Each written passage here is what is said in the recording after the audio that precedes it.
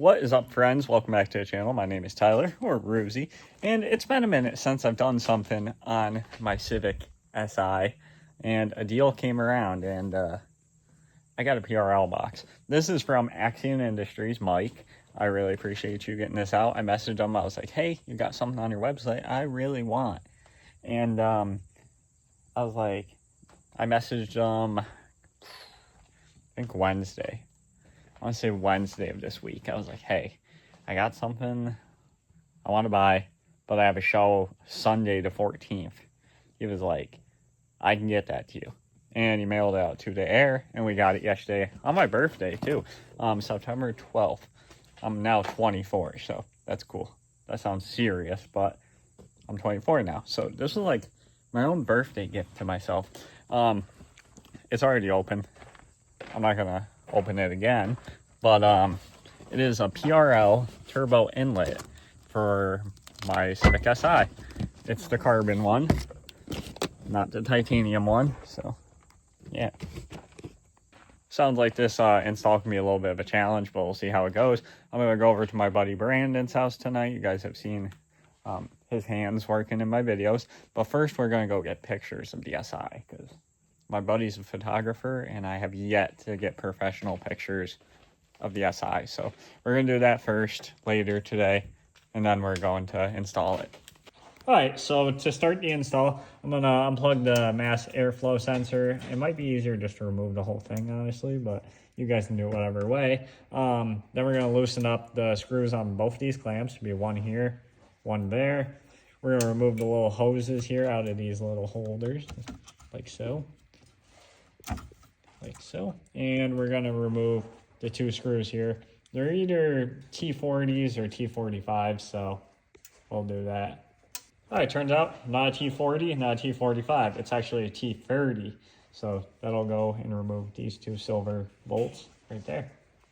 All right, so loose. This is all pulled off. So next, and I unplugged the mass airflow sensor, we're going to remove the actual filter out of the box. Might as well clean it while it's out of the car, but these are 3mm Allen wrenches. There's 3 of them, 1, 2, 3. We'll remove that 10 mil right there. And then for these, they include them new ones in the boxes, because these two clamps are one-time use. You gotta drill them out.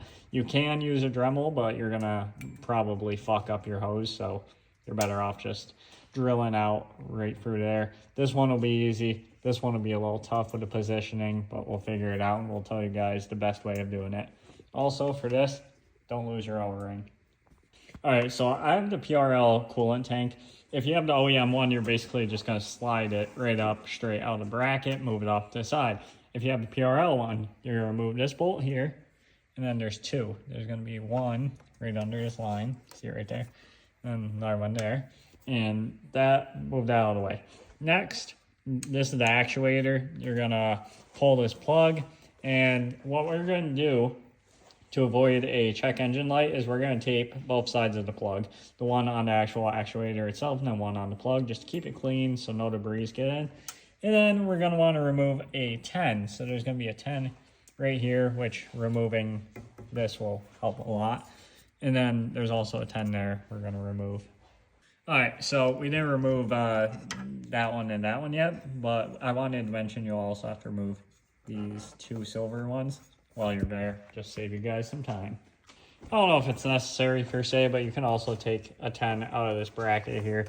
Just gives you the ability to move your lines just a little bit without, putting any extra stress on them. All right, so next, before we get this inlet too loose, we're gonna go through, we're gonna drill this clamp out first. When we get the bottom one out, due to the angle facing down, it's near impossible to get to safely. So we're going to wait till the inlet's off the car to get the bottom one, but we'll get this top one right off by drilling that rivet out. So we started at 3:30 seconds, and then we ended up at 3/16 to get that through, popped out. We couldn't pull it out, so we just started turning it, and then it's officially off. So we put a paper towel there just to kind of maintain metal shavings, but we'll vacuum all that up before we continue, and that'll be that. Okay, so we're gonna remove two 12mm bolts. The first one is going to be right there, and then the opposite side is gonna be right there. That one right there. I'll zoom in on it. That one right there. And that's a 12. And that should free pretty much most of this up, besides a couple of the lines we gotta disconnect yet. Okay, so we got those two, well, one is an actual bolt, the other one's a stud, so it's just a nut.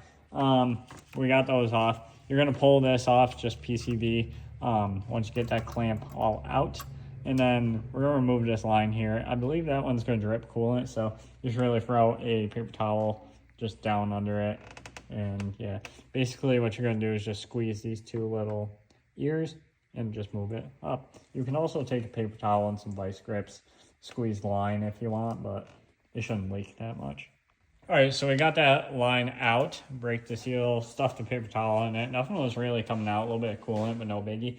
This one down here is definitely gonna leak coolant.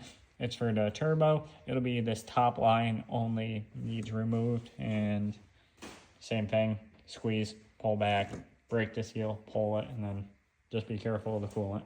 All right, so you guys snug up the PCV fitting on the PRL part. They say just to make sure it's snug, don't over tighten it, but it is a bitch to get on. You want to make sure the O-ring's, you know, good, because you don't want a boost leak. We found out using a breaker bar, and 30mm is the way to do this. We put in a vise. It's a little scary because it's aluminum on aluminum, but it is tightened up and it's good. We should be set. So we got the hard line here. Basically, we had to drill the clamps out. We ended up drilling this one as well, just because we needed, we ended up doing a next project I'll talk about next week, but we figured just to future-proof it, we would just do a regular removable screw clamp. But nonetheless, we have this tightened. We might cut the tail off of that, but we'll tighten this one down, and this is pretty much ready to go bolted back on the car. Just make sure you have your O-ring in there as well. So we got the assembly put together. Basically, there's a stud on the turbo. It is right there. And basically, you're going to slide it on like so. Brandon really nailed the PCV right here. It's going to line up perfectly. But you're going to slide the stud on. Or onto the stud. I'd put the nut on just to secure it. I wouldn't tighten it or nothing. And then get the bolt on the other side. And then we're going to attach that line, and then obviously the main PCV one that goes straight to the engine.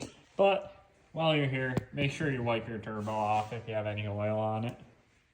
So once you guys get the actual inlet onto the face of the turbo, you basically want to snug up the nut on the one side and bolt on the other. And you want to keep going back and forth a couple of times. You know, tighten, go to the other side, tighten, then back, do the same thing, tighten again. You know, back and forth until it's all tight and it doesn't want to move anymore. From the PRL instructions, there is no torque spec, so just make sure it's tight. You don't want any boost leaks. All right, so you guys are going to need a clamp for this one to put that line back on. Got to put that line on as well. And then these two lines also have to go back on. So after that, we're going to put a 10 in here. We're going to put another 10 right there, along with the two at the bottom. So we'll have 1, 2, and then also 1 right there. All right, so while we're here, we got the two 10s going in for my PRL overflow tank, and then the 14, and then we also plugged the actuator in for the blow off. And as you guys can see, our coolant tank, despite losing quite, well, it looked like quite a bit. We didn't lose that much, actually, because that is still full. We're going to double check the radiator, obviously, but we should be good. I think you just leave it like this. All right, so you guys got to slide this on, obviously. Tighten it down with the clamp. It will have a bunch of clamps. And then, obviously, yeah, you get some airheads if you get it from Axion Industries, by the way. Make sure you add an order comments. Tell Mike that if he won Ruse, he said you want airheads. But now we got the actual inlet pipe itself. Look at this beauty.